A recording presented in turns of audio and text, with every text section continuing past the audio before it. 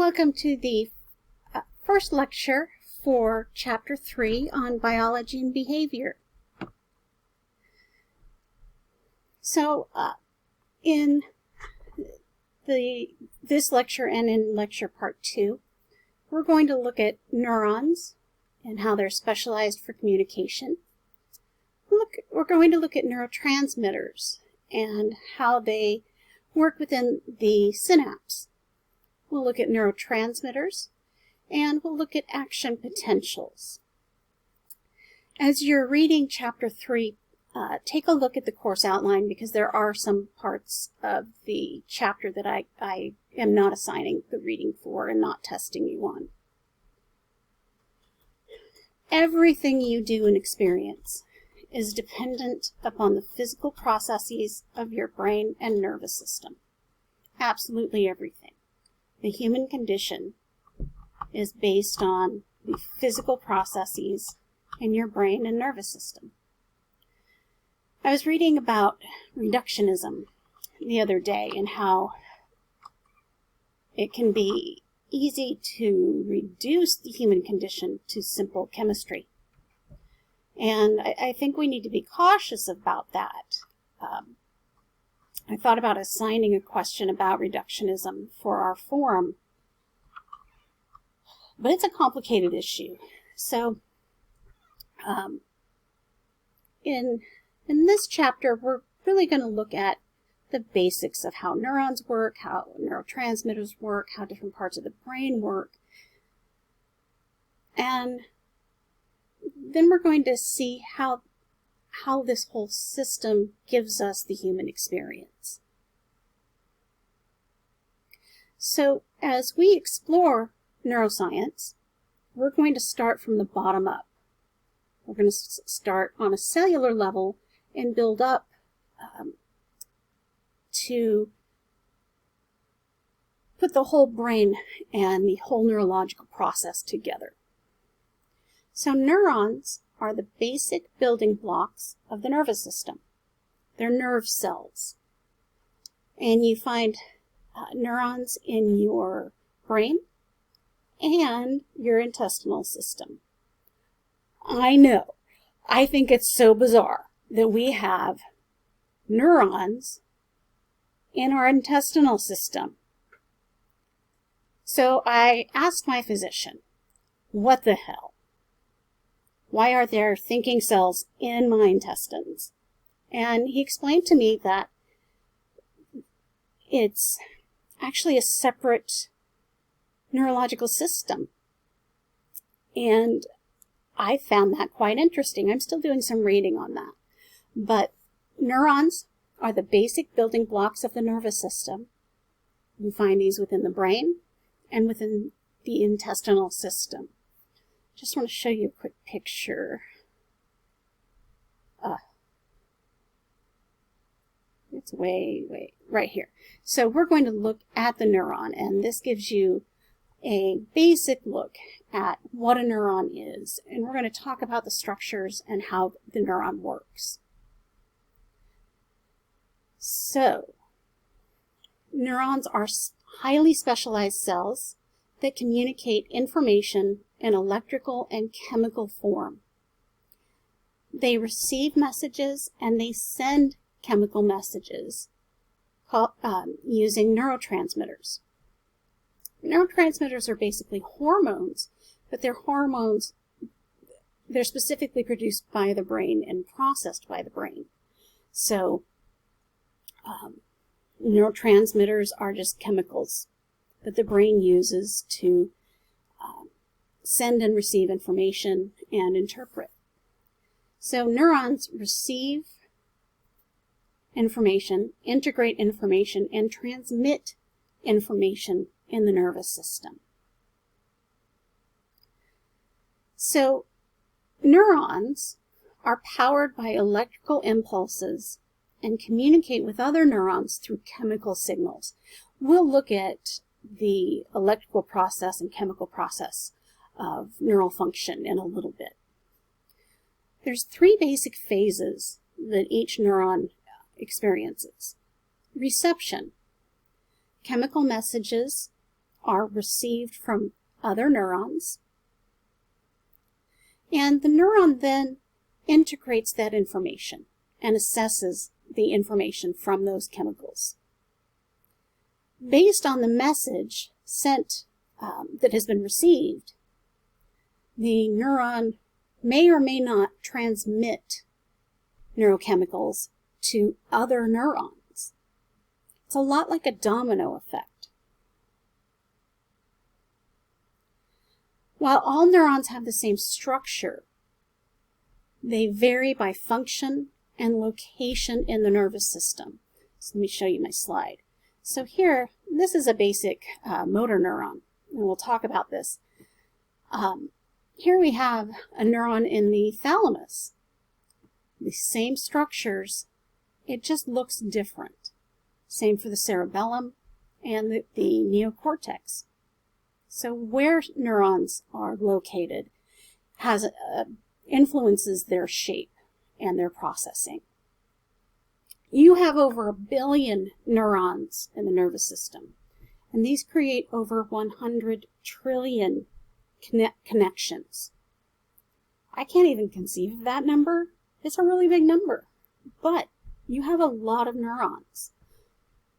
We're going to look at 3 to 4 specific types of neurons. There are over 10,000 types of neurons within the nervous system, but we're going to focus on these 3 most prevalent, and then we'll look at a 4th one in a little bit, because I think that will help you kind of conceptualize how neurons are working and how different neurons are responsible for different cognitive and behavioral processes. So of these 100 billion neurons, the 3 most prevalent are sensory neurons, motor neurons, and interneurons. Now this is an actual neuron underneath a microscope. So, sensory neurons transmit sensory information about our environment. How much light are your eyes perceiving? What do you hear? What does your skin feel? And these sensory neurons receive information from specialized receptor cells in the sensory organs to the brain. So sensory neurons are responsible for processing information about sensation. Motor neurons communicate information to muscles and glands in the body. And interneurons facilitate communication between other neurons. Most neurons in the nervous system are interneurons. And interneurons often communicate with other interneurons. So I think of interneurons as a cell phone system. When I want to call my mom, so let's say my mom is a sensory neuron, I'm a motor neuron. When I dial my mom's phone number on my cell phone, that information has to go to cell phone towers. Think of cell phone towers as interneurons.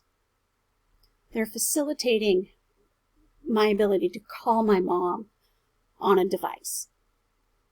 Without interneurons, my ability to call her directly would be severely hampered or impossible. So now I want you to watch the video titled Novascience Now, Mirror Neurons. And you'll find that in the folder titled Chapter 3, Biology and Behavior Lecture Videos. Welcome back. I love that video. I think that learning about the mirror neuron system gives us a great idea and expands our understanding of how a specific type of neuron adds to the human condition. So mirror neurons give us empathy, the ability to have empathy for others and for ourselves. They also help us understand the physical world and where we are located within the physical world.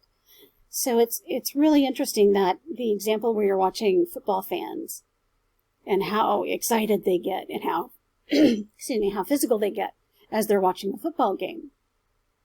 I'm a cellist, and something that I have found interesting is that when I go to see, let's say Yo-Yo Ma in concert, I don't just hear the music, I feel what my body would feel like if I were playing my cello.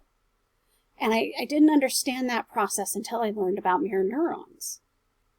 So it expands my experience of the concert. And we all have those experiences depending on what the different activities and behaviors we participate in and those that we surround ourselves with.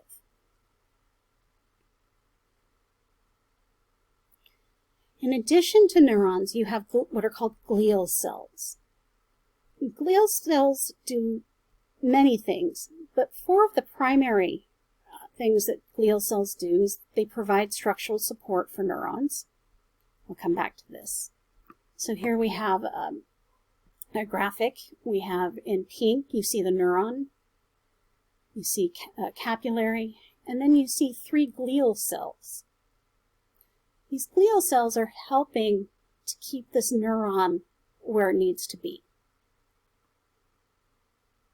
So, glial cells provide structural support for neurons. They also provide nutrition in the form of glucose.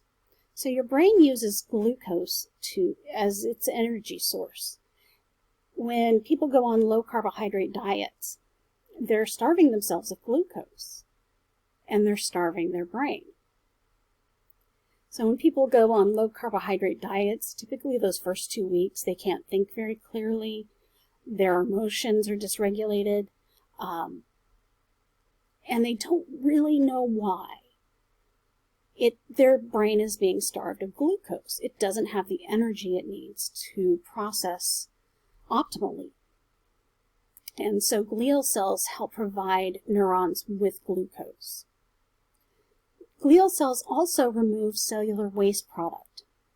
So our neurons, and just like other cells throughout the body, all cells produce waste products.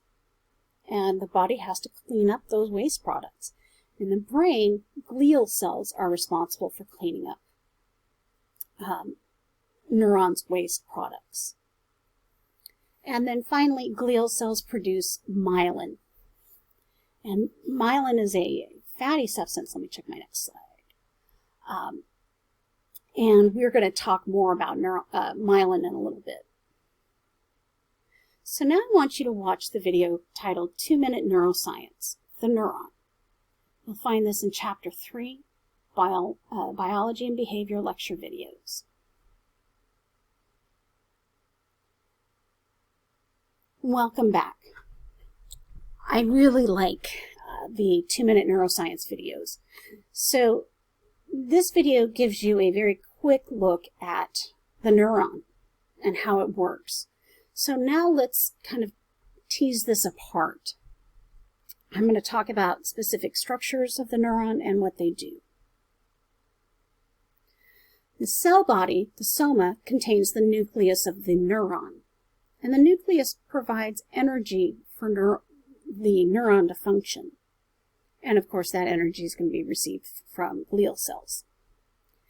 Then you have dendrites and axon terminals. So dendrites are these short branching structures that receive messages from other neurons or other specialized cells. Dendrites only receive. It is the only thing they can do. They can only receive neurotransmitters. Now, the more dendrites a neuron has, the more it can communicate with other neurons. So if a neuron only has 10 dendrites, that neuron can only communicate with about 10 other neurons. Can only receive information from about 10 other neurons. If a neuron has 30 dendrites, that neuron can receive a lot more information from 30 other neurons. Neurons only receive information. Sorry, dendrites only receive information. And then we have the axon. And the axon is a single elongated tube that extends from the cell body of most neurons. So here we have the axon. It's a elongated tube, and there's only one axon per neuron. A neuron can have a ton of dendrites, but it can only have one axon. Axons send information to other neurons. Dendrites only receive information. Axons only send information. Now, many axons branch into what are called axon terminals. And this allows that individual neuron to communicate information to more than one other neuron. So here we see the neuron, we've got the whole neuron here. We see the dendrites. We see the axon. And as you can see, the axon branches off into axon terminals. The more axon terminals there are on an axon, the more neurons this individual neuron can send messages to. Just like with dendrites and receiving messages, axon terminals work in a similar manner, except they're sending the information. And then we have the myelin sheath. The myelin sheath is this fatty substance that surrounds most of the axons in the brain. So it's a white fatty substance that surrounds the axons of most neurons. Myelin is very important. It does a couple things. It protects the axon from other axons and from other chemicals in the brain that might damage an axon. So it insulates and protects the axon. And it speeds up how quickly the axon can send information. Now again, the myelin sheath is manufactured by glial cells.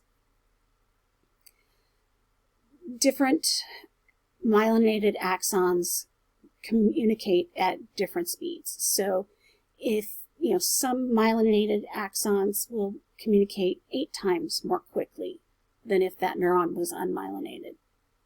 Some can go up to 20 times faster than if that axon was not myelinated. So myelin helps speed up the brain, and it expands our experiences. And so the myelin sheath isn't just a continuous sheath, it's sections. And in between these sections are what are called nodes of Ranvier. And these are small gaps in the myelin sheath. And these gaps are what help the neuron communicate more quickly. I could go into a lot more detail about that, but I'm not going to because we're sticking with the big picture. So, something that happens with the disease of multiple sclerosis is that for some reason the myelin sheath along axons is attacked. And as this myelin is attacked, axons become vulnerable to damage. They also slow down.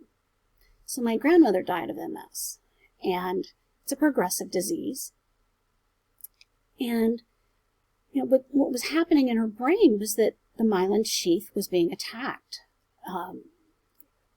in all of her myelinated axons. And so at first, that meant that her axons just became slower.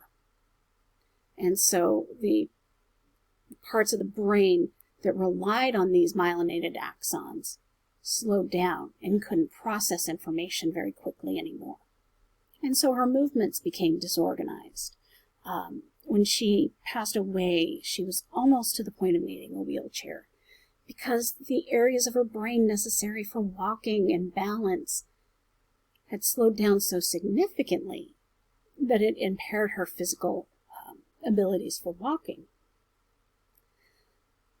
But the myelin sheath also protects axons.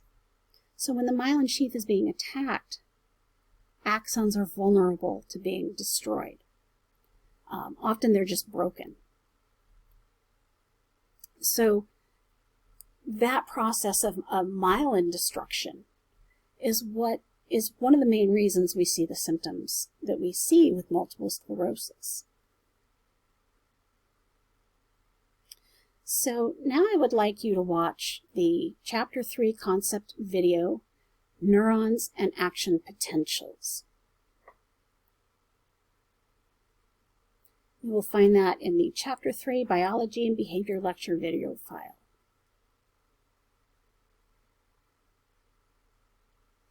Welcome back. Oh, sorry, that should go on my next on part 2. So,